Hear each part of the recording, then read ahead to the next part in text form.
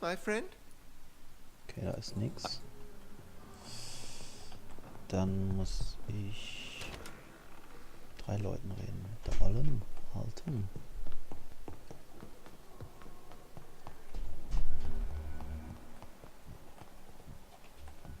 Den hier nicht.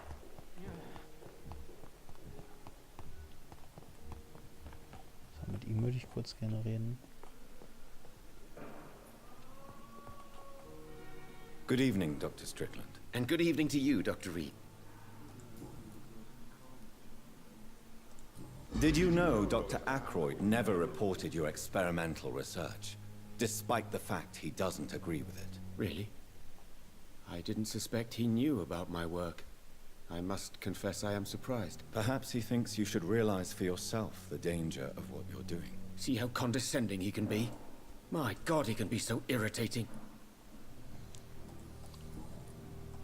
Goodbye. So, das hätten wir. Der jetzt eigentlich auch endlich mal eine Behandlung. Good evening. Good evening. Nö. Goodbye for... You always knew the words to calm the children, Ellen. So, und er jetzt. Good evening, Mr. I'm okay.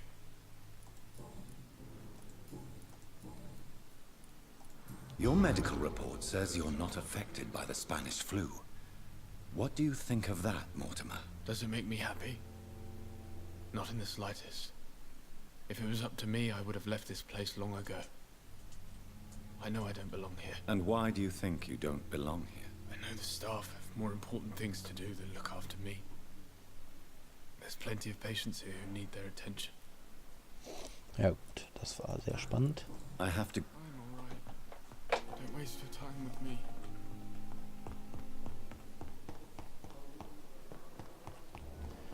So, wo ist sie denn? Da. Good evening, Nurse Brennan. Good evening. According to the report I read, your unprofessional conduct put a patient in danger, Gwyneth. That's not true. I know when my patient's life is at risk, and I'm more competent than a lot of doctors that I know. Problem is, I'm a woman. I don't see what your gender has to do with your abilities, Nurse. Yes, nurse. Because I'll never be a doctor, no matter what my skills. I could make a decision that could save a life, but oh no, that's unbecoming conduct. Have you heard of Elizabeth Blackwell? She was the first woman listed on the UK Medical Register. Change is slow, but it will come. And you will always have my support. To have the right to study shouldn't be determined by sex, skin, or wealth. That's all I'm saying. Okay. Wird das auch Goodbye. abgehakt. Ja, das glaube ich auch, dass sie sehr fähig ist, aber ja, schwierige Zeiten, leider, leider. Falsch geboren. So.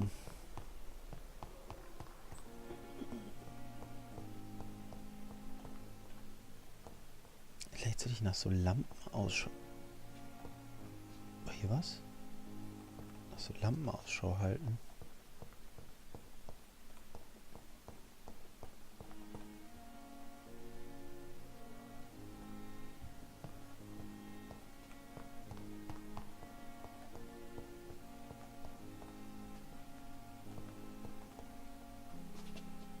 Nee, das war nur so ein durchscheinendes Ding.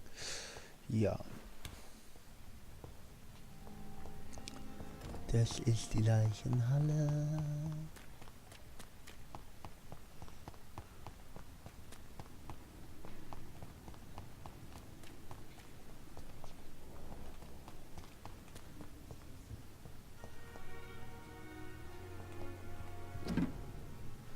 Da ist der dritte Brief ohne Laterne. Mein liebstes Kind, dies ist mein letzter Brief für dich. Oh, ich habe mich entschieden, ihn im Pembroke Hospital zu verstecken. Weißt du noch, wie enttäuscht du warst, als deine Bewerbung abgelehnt wurde? Ich hatte dich noch nie so bestürzt gesehen. Tagelang hast du kein Wort gesprochen. Zum ersten Mal bemerkte ich da diese Finsternis, die du in dir trugst. Mein Sohn, ein vor allen anderen verborgener schwarzer Stein, der in deinem Herzen ruhte. Meiner Schwester sah ich sie manchmal auch. Ich sorgte mich um deine Schwester und dich, weil ich genau verstand, wie sich dieser Trübsinn im Gemüt anfühlt. Die düstere Seite Herr Reeds. Sie ist der Grund, weshalb ich gehen muss, nun da ich weiß, dass mein Schicksal besiegelt ist. Southwark. My departure for France as a promising student. My return as a brilliant surgeon. About to be killed. Transformed. Okay, nach der Auswahl werde ich müssen. Ich muss aber erstmal lesen. Ich bin krank, mein Sohn. Die Diagnose steht fest und ich werde bald sterben. Ich will von denen, die ich liebe, nicht so gesehen werden. Es ist meine Entscheidung, meine Schuld. Du bist gerade so weit weg und lernst in Paris von diesem Dr. Carroll, wie man Blut überträgt und Leben rettet. Und schon denkst du darüber nach, die Methode zu verbessern, die du selbst mitentwickelst. Ich bin so stolz auf dich, mein Sohn, aber auch du kannst mich nicht retten. Ich werde nicht der sterbende Bankier sein, der vor all seinen Freunden und seiner Familie bettlägerig dahin siecht und endlich stirbt. Ich könnte es nicht ertragen, ich wollte es nicht, und so bin ich gegangen. Genauso wie du gegangen bist, um der große Arzt zu werden, der du werden musstest. Der große Arzt, der nicht auf mich hinabschauen sollte, während er jederzeit mit meinem Tod rechnete. Studiere weiter, mein Sohn, sei wer du sein möchtest und tu dies nicht für deinen alten Herrn, der dich liebt, sondern für dich selbst. Ich habe alle nötigen Vorbereitungen getroffen, um euch, meine Familie, von allen künftigen Gefahren zu beschützen. Ich möchte, dass ihr euch an mich erinnert, wie ich war, und nicht so, wie ich bald sein werde. Ich gehe, weil ich euch liebe, meine Schätze, meine Juwelen. Ich mache das, da ich dieses düstere Gemüt in mir trage, das ich vor euch allen so lange wie möglich versteckt habe. In ein paar Tagen gehe ich an den Ort, wo ich stand, als du nach Frankreich aufbrachst. Genau an dieser Stelle werde ich ein letztes Geschenk für dich zurücklassen. Dann verschwinde ich auf ewig und kehre niemals zurück. Lebe wohl, Jonathan. Ich wünsche dir dasselbe Glück, das ich in all diesen Jahren mit euch empfunden habe. Küsse Mary und meine Emmeline von mir. Kümmere dich gut um sie. Lebe wohl, mein Junge. Mein allerliebster John, für alle Zeit verbleibe ich dein hingebungsvoller Vater. Aubrey Reed. Also auf nach Southwark. Öffne den Tresor ohne Schlüssel. 400 Meter.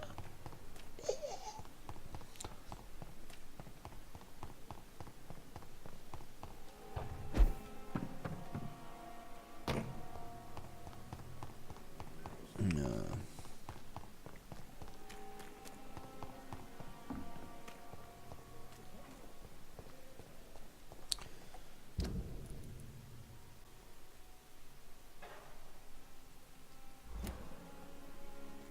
Kann auch nicht reisen irgendwie.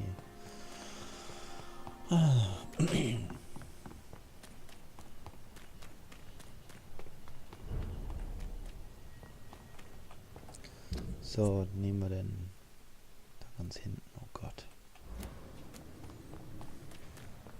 Ganz hinten.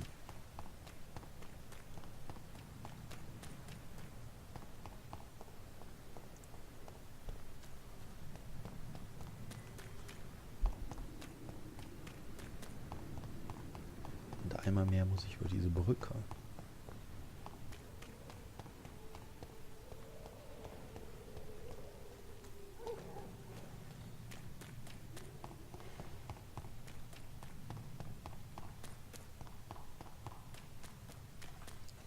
Wo genau losgeht.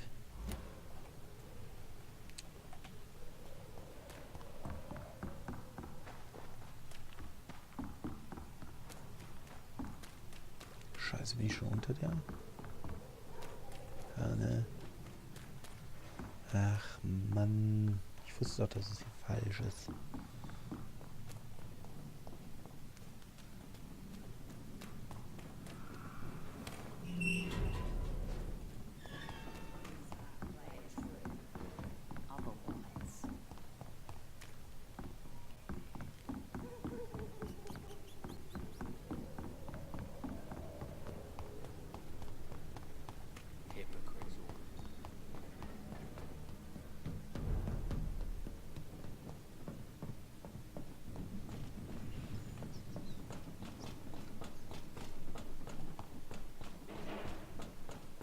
Mal wieder ein Werwolf. Irgendwo vielleicht.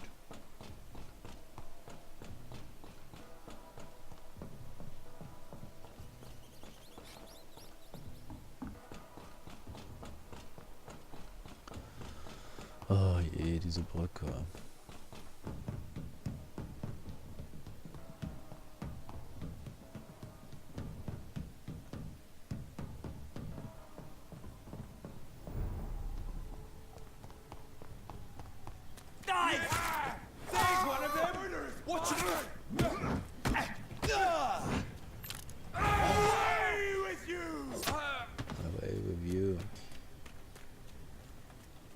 ich denn nicht hoch?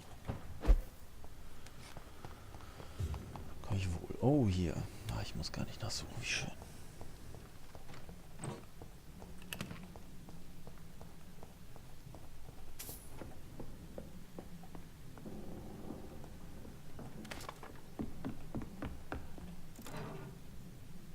So geöffnet. Teure Uhr.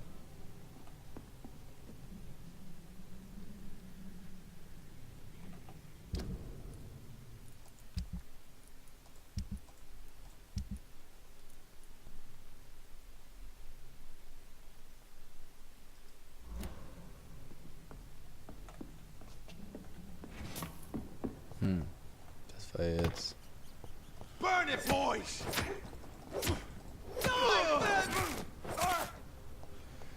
Das war jetzt eher so lala.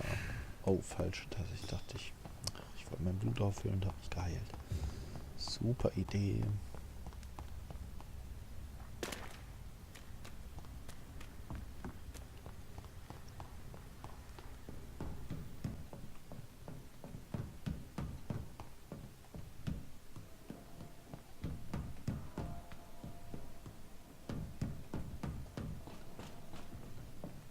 Eine teure Uhr.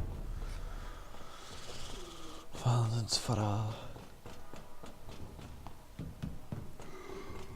Naja, das war wohl in der Zeit so üblich.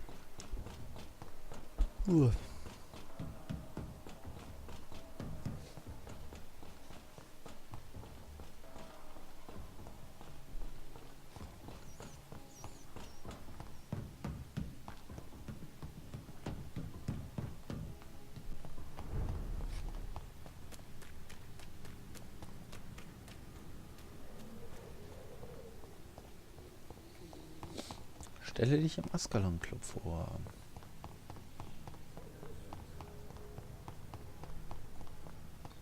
Kam ich hier rüber, ja, ne?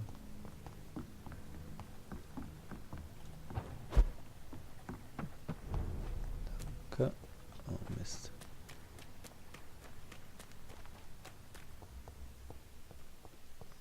I will crush you!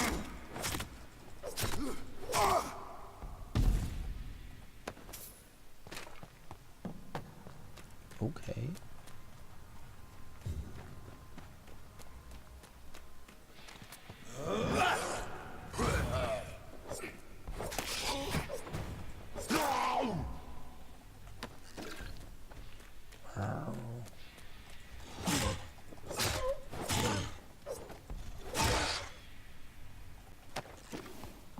Die auch mal beißen können.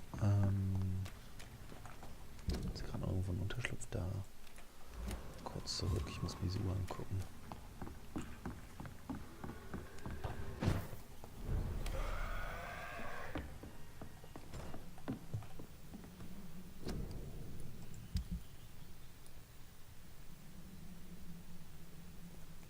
Okay, die bringt mir quasi nichts.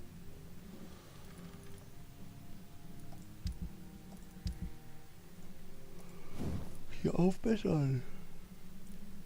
4 habe ich.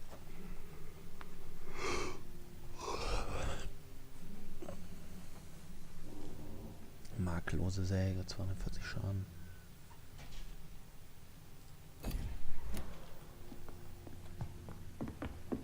Von 6 und einmal Schlaf, dann kann ich beim Händler kaufen.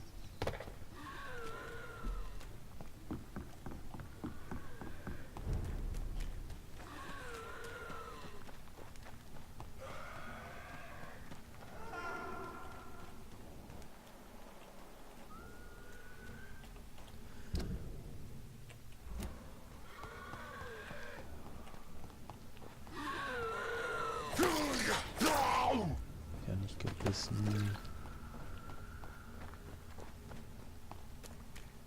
Scheiße, komme ich da durch? Ah ja. Puh. Ah ja, hier. Gut, dass ich hier eben aufgeschlossen habe. Und jetzt in den Ascalon Club.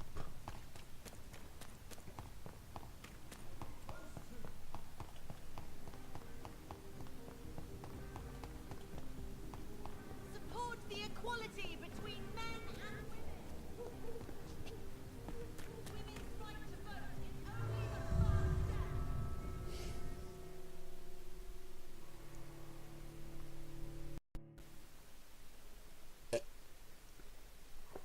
ich nochmal mit dem Butler reden muss.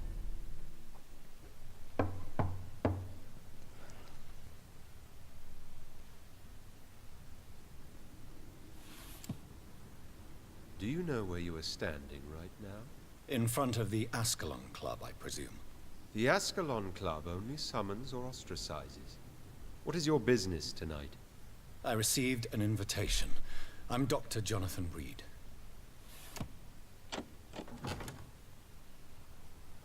Welcome to the Ascalon Club, then, Dr. Reed. Please proceed.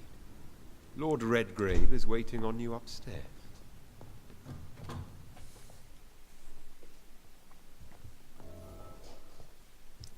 So, was haben wir hier? There has been quite a battle here.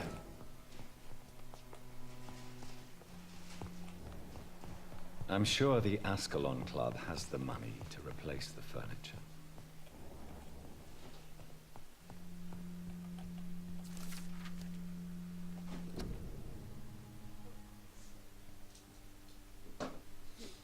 Der Ascalon Club ist eine Vereinigung von Gentlemen, die im Geheimen die Interessen der Krone beschützen.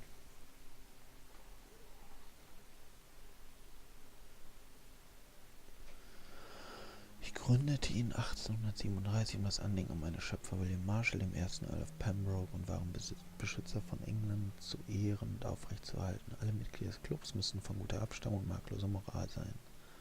Seit der Club sterbliche Mitglieder akzeptiert, die als Kandidaten für Unsterblichkeit ordnungsgemäß beobachtet und bewertet werden, ist es das Ziel des Clubs, ehrwürdige Traditionen und Verhaltensweisen in guten Gesellschaftskreisen der Vampyre zu etablieren, doch ebenso die imperiale Vorherrschaft Englands zu fördern und zu erweitern. Wir sind die wahre Elite der britischen Gesellschaft. Wir sind Ascalon, die heilige Lanze der St. Georg. Der Schutzherr Englands führte, als er den Drachen erschlug. Wir als Landsträger schworen, die Interessen des Weltreichs zu verteidigen. Das ist die Gesetze von Ascalon. RIP.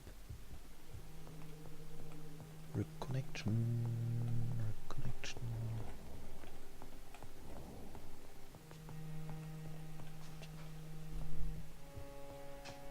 Will it come back?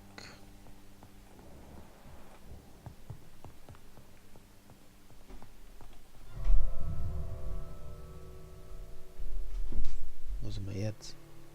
Warten. Hello again.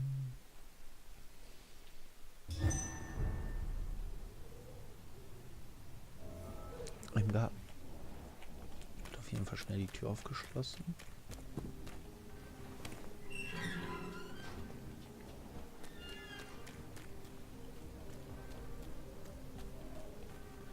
Ich muss sagen, dieser Garten bringt mir gerade nicht so viel.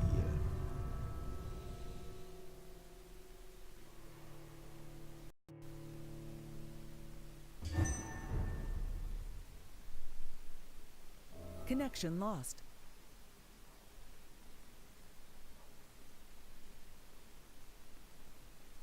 Okay, was ist hier los?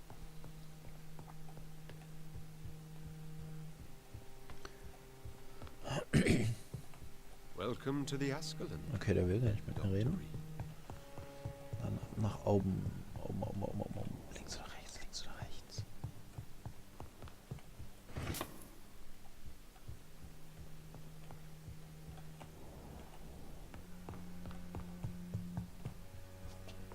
Schillings. Man findet auch immer nur 5, ne? Das ist so ein Keller. Hier findet man mal einen Schlüssel.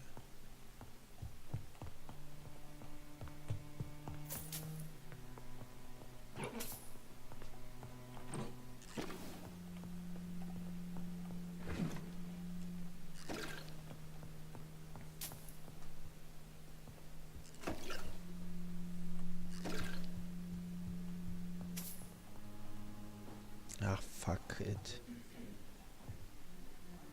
Good evening.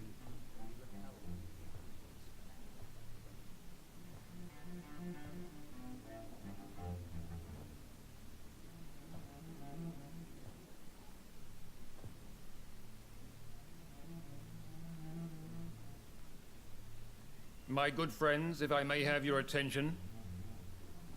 Behold our visitor, the good Dr. Reed. Newborn of blood so pure and strong that even my friend Fergal Bansher was no match for him.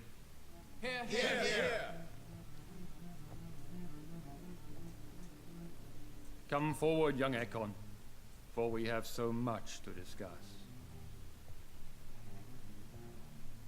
Welcome to the Ascalon Club, Dr. Reed. I am Lord Redgrave, Earl of Bristol and chairman of this exclusive association. Lord Redgrave. At last we meet. I've been eager to make your acquaintance. I've heard some astounding things about you. Please accept my condolences for your loss, Dr. Reed. Thank you, my lord. Lady Ashbury expressed your wish to meet me. Yes. The lady has always been a useful acquaintance, though not always reliable. Is she a good friend of yours? She's a close friend. Connected. And I'm honored that she feels the same about me. The centuries have taught me never to trust a woman completely, especially if she is a mortal. Too prone to emotions, if you ask me. Too fickle when it comes to important decisions.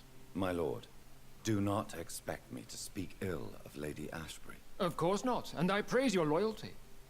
Would you offer the same fidelity to the Empire? What do you mean? I speak of this Skull Plague that threatens London and the country. You have been on the front line in the East End, but the time has come to open up a second front here. The epidemic has escaped the quarantine. You have new cases of the outbreak. We don't know for certain, but we cannot allow the disease to threaten the prominent heads of Great Britain. Natürlich. Why have you asked me here? Because the crisis is escalating. Our enemies, the Guard of Priwen, have even launched an open hunt. The only way to calm things down is to put an end to the epidemic. You want me to find possible sources of the outbreak in the West End. Is that it? Ah, straight to the point, like all eager newborns. We shall have time to talk about all this, Dr. Reed, but first, I should like to get to know you better. Talk? Is that the only reason you asked me here? Well, no. I also wanted to meet the intriguing Ekon who made such a powerful progeny of his sister. You have not learned the name of your maker, am I correct?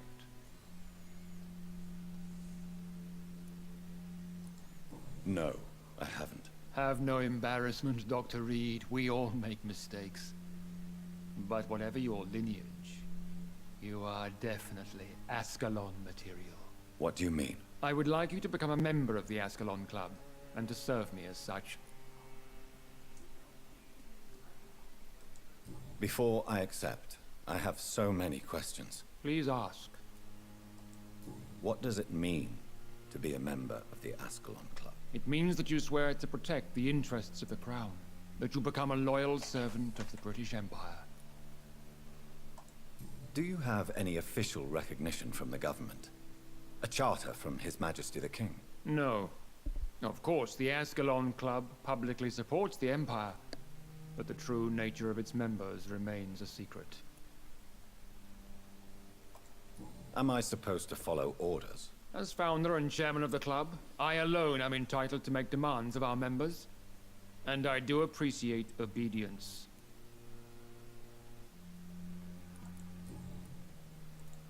What is the Ascalon Club's express purpose? We follow the credo of William Marshall, the greatest knight who ever lived. As was he, we are sworn to protect the British Empire. What does Ascalon mean? Ascalon was the lance wielded by St. George, glorious patron saint of England when he slew the dragon.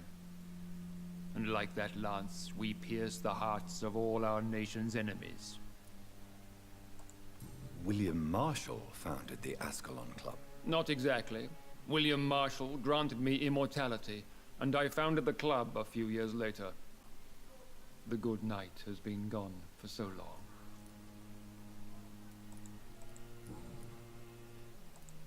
I killed Fergal, who claimed to be one of yours, sent to cleanse the East End of all skulls. Will his death be an issue? Do not worry. My priorities have changed. Fergal was a zealous servant of mine, but like any servant, he had his limitations and is readily replaced if necessary.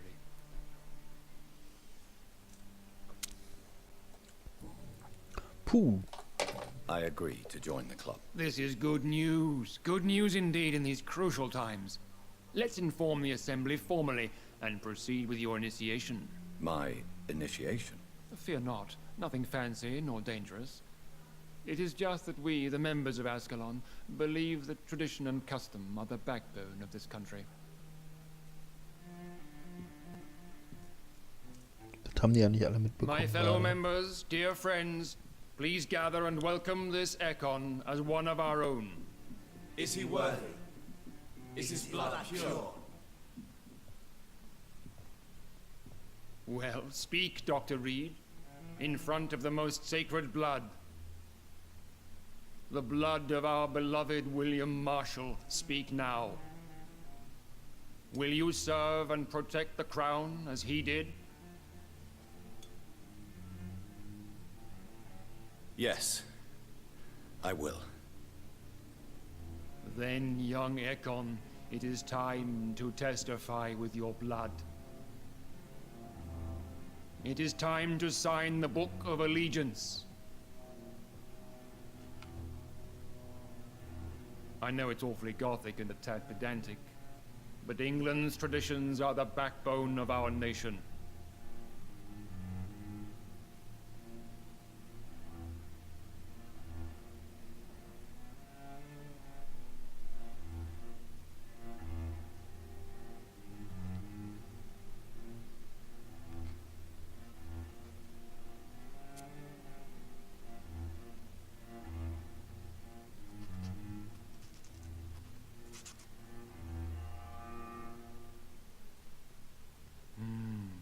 Delightful.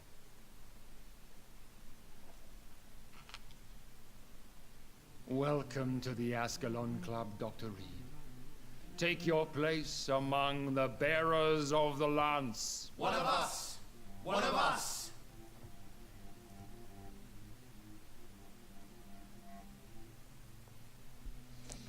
Ooh.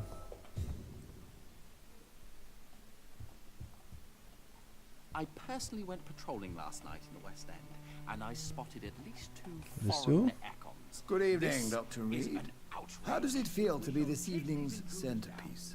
Figuratively. It's quite unsettling.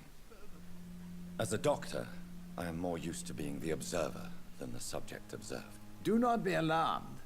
The Ascalon Club has a tried and tested policy for choosing its initiates. May I ask who you are, sir? Why would you be interested? Well, as you seem to be the only man in the room with a beating heart, you draw quite a bit of attention yourself. Ah, vampire senses never cease to fascinate me. They dwarf those of mere mortals. I am Aloysius Dawson, by the way. Genannt die Stütze. Are you a member of the club? Yes, I am. And I have been for many years. And will be until the day I die. What can you tell me about it? It's not really my place to give you such information. I am merely a mortal member, and a dying one at that. Are you sick? Personally, I consider my advancing years are a sickness in itself. My body is slowly abandoning me, Dr. Reed. Ist er krank? Are you not afraid? Kann ich nicht analysieren. You are surrounded by vampires. Sir, it's for that very reason that I joined the club in the first place. Is not the nature of this club a secret shared by only a privileged few? My dear Dr. Reed, I have spent years and a fortune precisely to gather that kind of information. Sagt, er ist schon ewig dabei, aber auch erst gerade beigetreten. So you asked for membership? I have been a member of many clubs in many countries. But I must admit, this one is my favorite. What can you tell me about Lord Redgrave? I would not dare speak of our chairman without his consent. Mr. Dawson, of Dawson and Dawson, the wealthiest man in England. It is a pleasure to meet such a prominent figure of London. A withering London figurehead, to be precise. Are you sick, Mr. Dawson? I am a doctor, you know. My case is beyond the scope of traditional medicine. I have spent fortunes on the world's most competent doctors to arrive at that diagnostic conclusion. I'm sorry to hear that, sir. Should I suppose that you're here in search of some form of immortality? Absolutely not. I'm here to implement my plan to save the city I was born in. To cast out the ghastly evil that has us all on our knees. What do you know about the Guard of Priwen? I should not say this, but I admire their commitment. This is what the nation needs right now.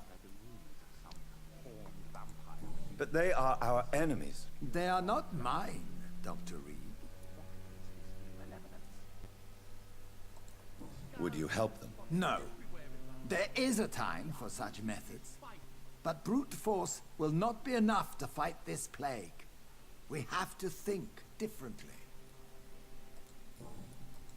What is the situation like in this part of town? I am sure Lord Redgrave will enlighten you more effectively than I. Money cannot solve every problem. This mysterious epidemic is going to require more than money can buy. You're right. Money is nothing unless one has the will to wield it. I have a plan, sir. A radical one that will save all that is essential in London. What is your plan, then? Quarantine and barricades are futile. What we need is a wall. A formidable, unscalable wall to isolate the deserving from the infected masses.